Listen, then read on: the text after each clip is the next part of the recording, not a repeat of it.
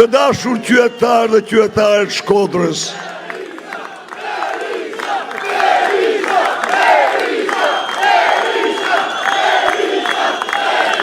më pak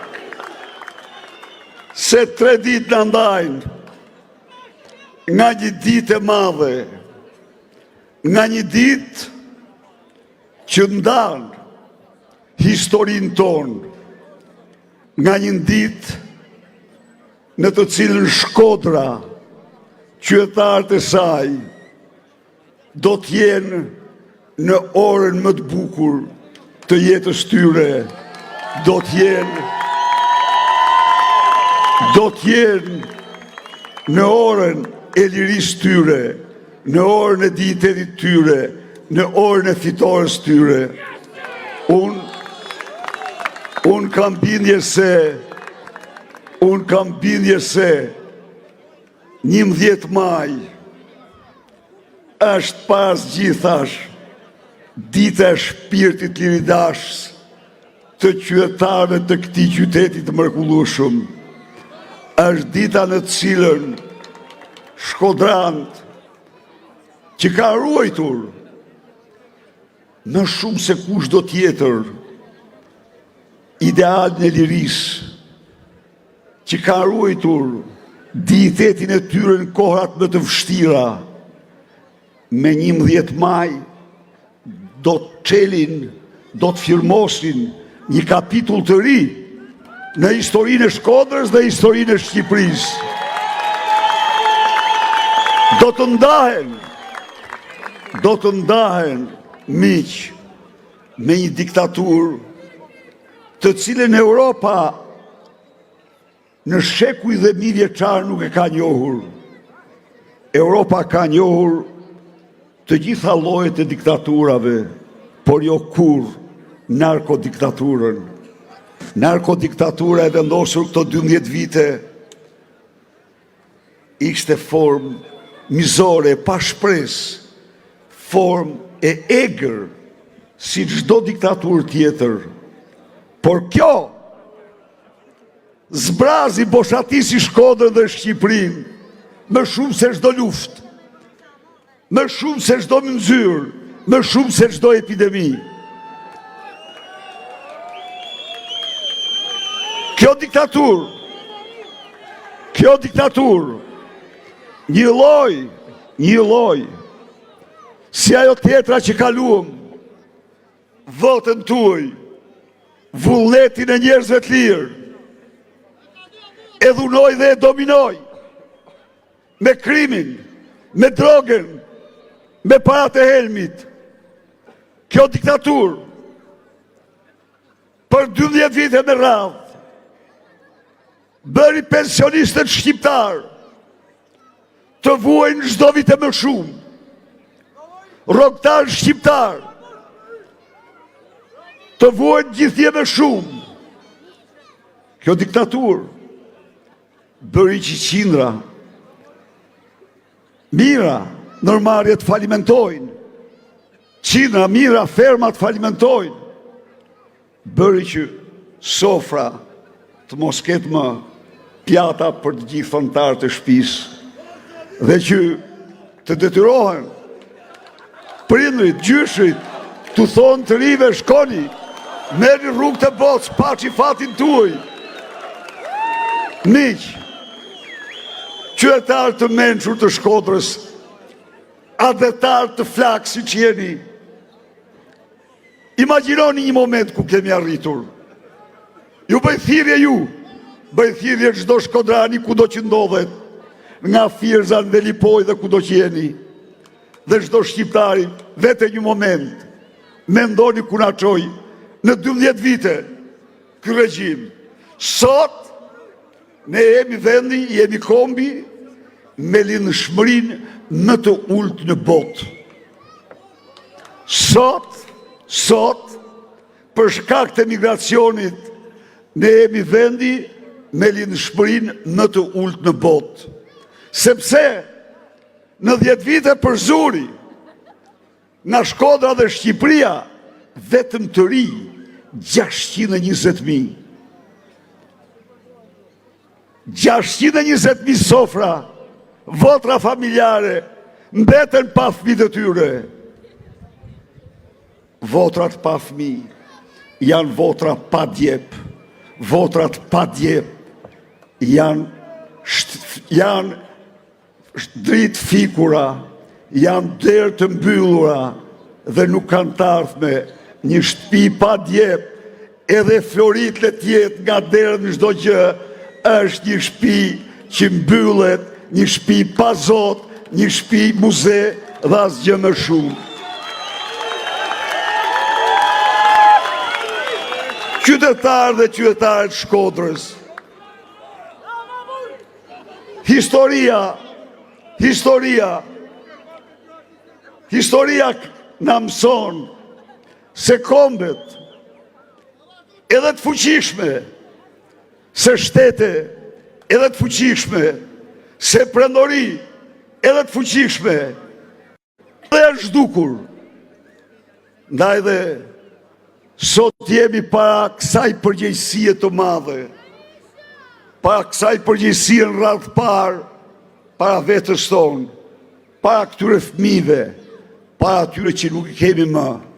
Do të lëmë në këtë kom të rrukulliset në grëmin në historisë, apo do t'i dalim Zot, kurën e kurës nuk mund t'a lam farën tonë të shuhet, fara jo nuk shuhet kur. A është 11 maj, pra një vot për ndalë këtë rrukullisje të madhe. A është 11 maj, një vot për një epokë të re për Shqipërinë, e cila do të ketë dignitetin, shpresën, besimin tek Shkodra dhe Shqipëria. Miqtë e mi,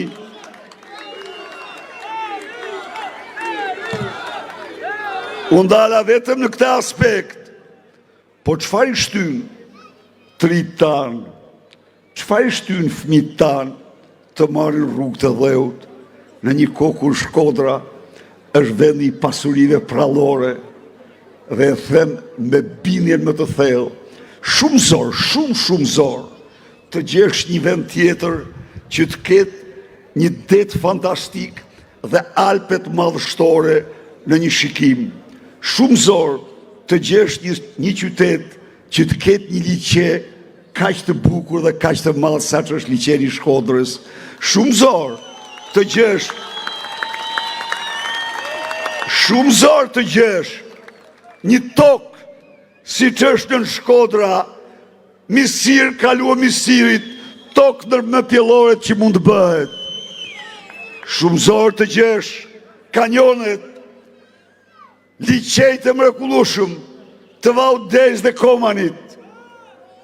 Miq, askund nuk mund të gjesh njerëz që e njohin, e ndërtojnë dhe shijojnë jetën më bukur se shkodranët, njerëz punëtor.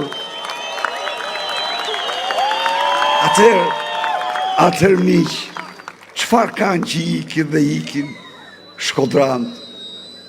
Çfarë ndodh me ne? Ikin dhe ikin sepse kemi një regjim të pa shpirt, sepse ky regjim, pensionistët që kishin një pension prej 142.000 lekë në 2013, por që ishte pensioni më i lartë në rajon, i la sot të fundit në rajon dhe Malazezi që mirte 138.000 lekë, merr sot 450.000 lekë. Sepse Rumuni që mirte 164 euro rrogën minimale në kohë kur shqiptari e kishte 220 euro.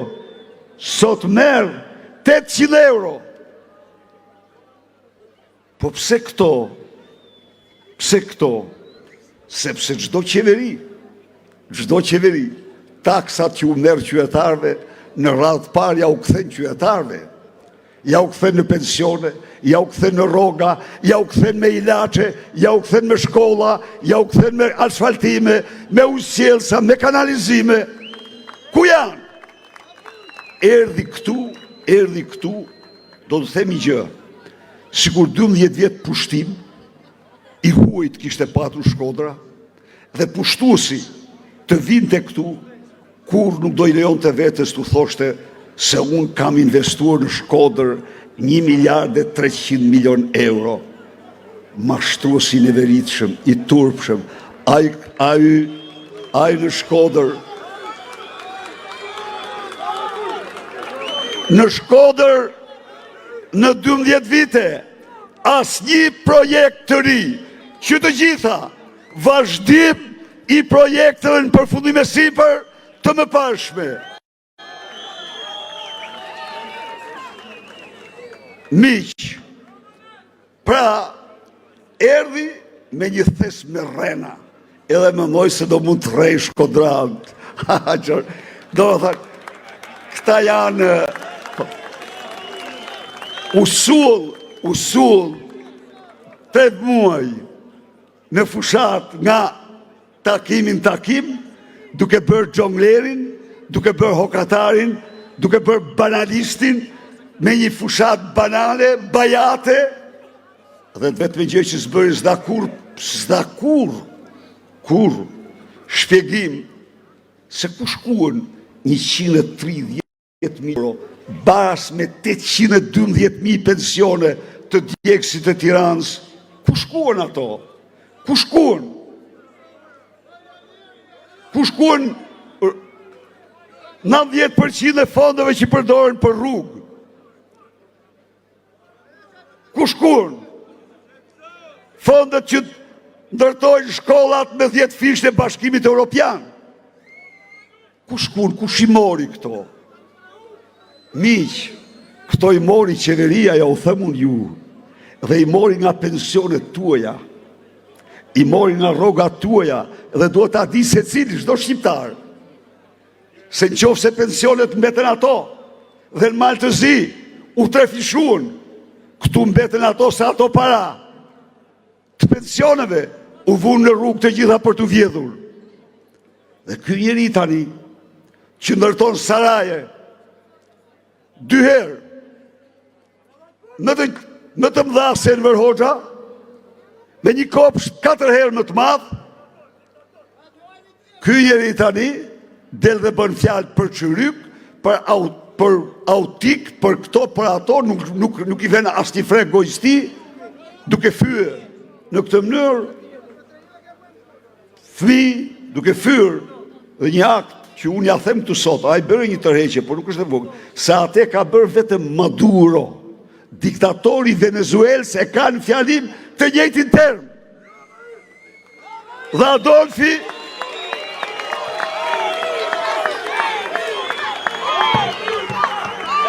Dhe Adolf Hitleri,